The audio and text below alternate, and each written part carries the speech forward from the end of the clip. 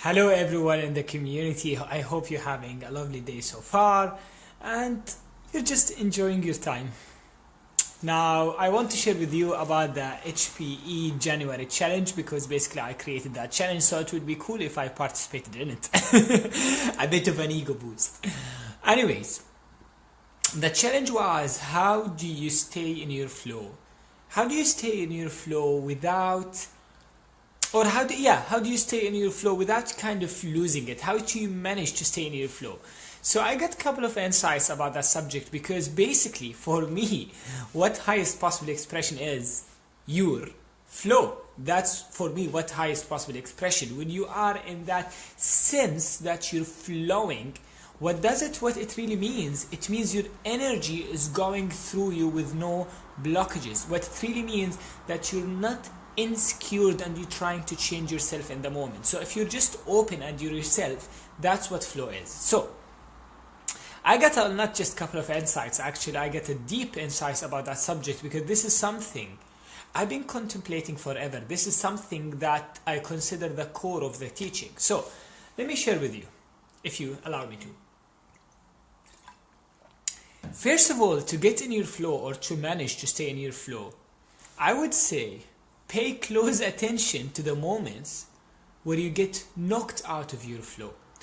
Pay close attention to those warning signs. I tell people, like, imagine you're in a street and there is different types of lights in front of you. So the first light is, you can say it's the yellow light, where you're a bit out of your flow. And then there is that red light when you're really out of your flow. And then there's another light when you're so out of your flow. Now, in reality, it doesn't matter how much you're out of the flow, because eventually all it takes to reset back into your flow, just a moment of stillness. All it takes is your mind to settle down, and you're always one thought away from your flow. So no matter how far it seems you're out of your flow, you can't go further than one thought away from your flow. So let's keep going with that logic. If you start noticing the moments you get out of your flow, and you really get to study those moments, and you really get yourself familiar with them, you can pick up the signs very early. So let me give you an example. For me, life usually feels to me fluid. I almost see presence. I feel the spirit of everything. I feel more a sense of connectivity. It's quite hard to challenging to explain it, but I feel that life more like a dream. I feel sense of oneness. I always feel sense of wonder. I feel sense of ravished by life. I feel sense of possibilities. I feel that everything is possible. I feel that reality can melt away in a second. And that's where my flow is. Now, it took me years actually to be able to design a life that will manage that state of flow. Now, the moment I start to become serious, the moment life starts to feel heavy, the moment I start to feel problem, this is my early sign that I'm getting out of my flow. Now, from there, it takes me to another stage. If I didn't notice that, I start comparing myself. Okay, what that other people is doing, what other speakers are doing. And I know that I deviated a lot from my flow and from my purpose when I start comparing. Now, the next stage, if I didn't notice that, I start feel boredom. I start feel a lack of sense of value, a lack of sense of meaning. I start feeling scarcity. I start feeling that I'm not enough. And I start to be dragged with that feeling. Now, I trained myself to pick up that signs very early. So I'm gonna challenge you here from a place of love to start noticing when you start to get knocked out of your flow, what you start to experience, what happens to you. Now, if you pick up those signs very quickly, and kind of stop being engaged in your thinking, kind of detach from your thinking from a very early stage, because it's easier to do it than when you get sucked on it, it will make your life easier. So for me, I know the moment I start to feel heavy, the moment my brain starts to create a problem and try to solve it, the moment I feel scarcity, that there is no possibility, I just detach. I just train myself not to get involved. Now, sometimes it takes time to reset. It might take 30 minutes, it might take 1 hour, it might take 2 hours. It doesn't matter, because I know the moment my mind settles, I'm back into wonder, I'm back into feeling well, I'm back into feeling okay, I'm back into knowing that this is a game, I'm back into knowing that there is nothing to lose and nothing to win, I'm back into just enjoying reality as is, I'm back into presence, I'm back into spirit, I'm back into passion, I'm back into life, I'm back into aliveness. So whatever the presence for you, whatever the flow for you, just pick it up. And as I said, pay super close attention to the signs when you start to go out of your flow. That's number one. Number two, when you start to get out of your flow, I want you to start notice the quality of thinking. Do you become judgmental? Do you start comparing yourself? Do you start beating yourself up? Do you start whatever it is, just notice your thinking. And I can guarantee you, the thinking that gets you out of your flow is thinking that does not express your true self. And that's why I said the flow is self-expression, or what we call it here, the highest possible expression. That's what your flow is. So that's number one. Number two, in the same way you're noticing how you get out of your flow, start to notice how you get in your flow. So for me, when I walk and I just manage to still my mind, or I just letting it go and I go into that sense of presence, that's my flow. So I find ways that facilitate for a speed way to get into that flow. So I know if I'm in my room, it's hard for me to get that. So I need to go for a walk. I know, for example, I do certain kind of meditation. It's called Akashic. So I go to something called Akashic record. It doesn't matter the name. It's kind of a dimension where wisdom is. So I found that when I practice going to Akashic every day, it helps me to stay in my flow, because wisdom is part of my flow. So what I did, I split it into 2 times a day. Instead of having 1 hour solid, which I used to do in the past, 1 or 2 hours when I wake up, I start doing it at a certain time. And I found the time where I get mostly out of my flow, and I start putting those meditation practices in them. So start designing life that will facilitate for a flow. For example, skateboarding for me, it gets me in the flow. And funny enough, so just let me give you an example what I start doing. For example, sometimes it's raining, so I can't do skating. Like today, it's freezing in Glasgow, and literally it's freezing. Like literally it's freezing. So what I did, I went and I picked up my food and I just went to the skate park and I stayed there, because just being in the skate park, it just gives me that joy back. So start designing life that will help you to get in your flow.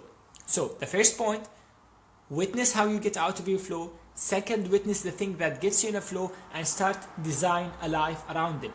Number 3, which is very connected to number 2. But this is one of those subtle things that's easier said than be done. When flow becomes your priority over tasks, that's where you start experiencing the highest possible expression. For example, I know that being in a flow for me, it's more important than tasks. Now, that doesn't mean I don't have tasks. That doesn't mean I don't plan. That doesn't mean I don't plan to a certain extent weekly and daily. Not every time, but I'm trying to get in the habit of doing it. But I know that being in the flow is my priority, then doing the tasks. Because if you're doing tasks and you're out of flow, what you're really doing is just you're making it hard for yourself. You'll become less effective. You start putting energy, but it's very much wasted, which is the opposite of abundance, because abundance is efficiency. Abundance is a flow of energy. And number 3, when you're out of your flow, it's not just about you. Things around you will start to become solid. You start, I don't know how to explain, so let me explain the opposite. When you're in flow, things happen. You find yourself at the right time, at the right place. So all the breakthroughs in my life, the people that I need to meet and I met, all the great projects, all the great idea, it came out of flow. it never came out of being out of harmony. So I made it my priority, and this is again one of those things that easier said than done, but once you get it in your DNA, that being in your flow, being in the highest possible expression, where something where you feel like you're surfing life, you're in that juicy place, and it's really not a peak state. Flow, people think of it, it's like, oh, it's not, it's a true expression, it's the highest possible expression, it's how you feel most connected to life. And if you manage to make that your priority, you will do all the stuff I said naturally over tasks. And that's massive, because most entrepreneurs, most people, they put tasks more priority than their psychological state. So I designed a life from breathing to just my life is quite designed around flow. Now, in the places, and that's the next point, in the places where you lose your flow instantly, remember the reason you lose it, because in that place you're inauthentic, you're trying to change yourself. So that's a great place actually to face yourself. So if you're around people and you feel you get dragged out of your flow at that time, it means you're not yourself at that place. So find a way to get beyond that insecurity, that part of you that's insecure and feel I'm not enough and I need to change myself. Just witness it without being dragged or controlled by it. And give it love, because what insecurity needs love. Now, the last point, which was important, let me remember it. That was an important point actually. There was something coming to me. Just give me a second.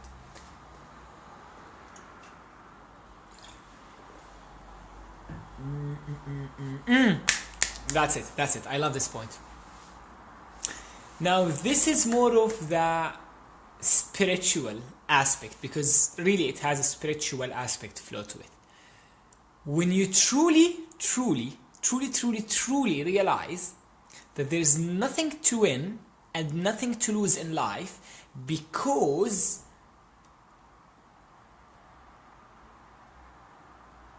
there is something beyond gain and loss inside you, you start playing it all in, and that brings a sense of playfulness and flow to life. So let me give you an example.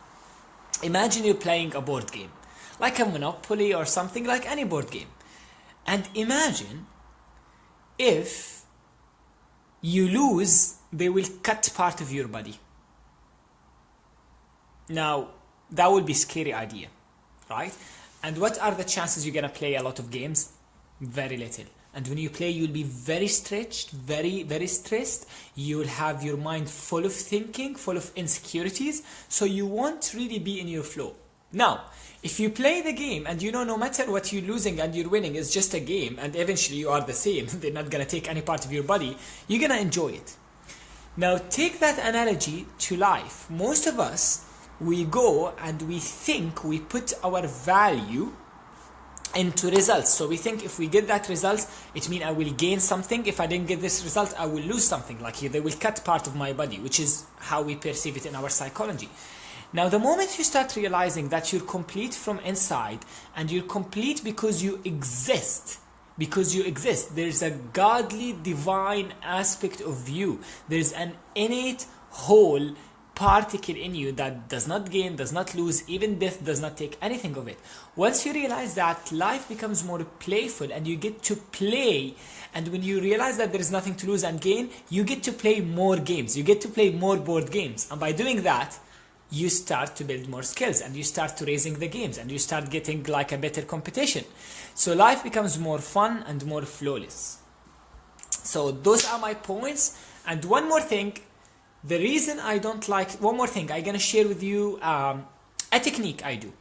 But the reason I don't really like to share that much tools and techniques is because I believe the moment you start connecting with your flow, your highest possible expression, life brings you the books, the tools, the techniques, the affirmation, whatever it is, that's mostly needed for you at a certain point to keep you in the highest possible expression. But I will share with you something like a secret mantra. When I walk, I always ask myself, may I experience my highest possible expression now? May I experience my highest possible expression now? Now, I don't look for an answer. That question is designed to get me out of my head and just to get into that openness. So if you're asking that question and you try to come up with an answer, no, you're stuck in your head. Let that question guide you into your flow. So you might be walking and just keep repeating that question. May I experience my highest possible expression now? With no expectation. May I experience my highest possible expression now? May I experience my highest possible expression now? And what I feel, I'm dropping out of my head and I get into space where I can breathe, where life feels different. Again, it's so hard to explain it. For me, it feels like a wave, and I can go with it. Sometimes I ask myself that question, I don't know, 100, 1,000 times a day. So that's kind of my mantra. That's how I get the quickest way into that. So that was my sharing about flow, my sharing about January. And as always, I really appreciate every single one in that community. You're adding so much joy and love to my life, and certainly to the world, because you're bringing your true self. You're bringing the highest possible expression to the world, and that's what's mostly needed. That's the soul desire. That's the ultimate desire of every human. Every human, what they seek at the bottom, to feel okay, and then from that okayness, their true self to be expressed fully and beautifully. Thank you everyone, and I'll see you soon. Bye bye.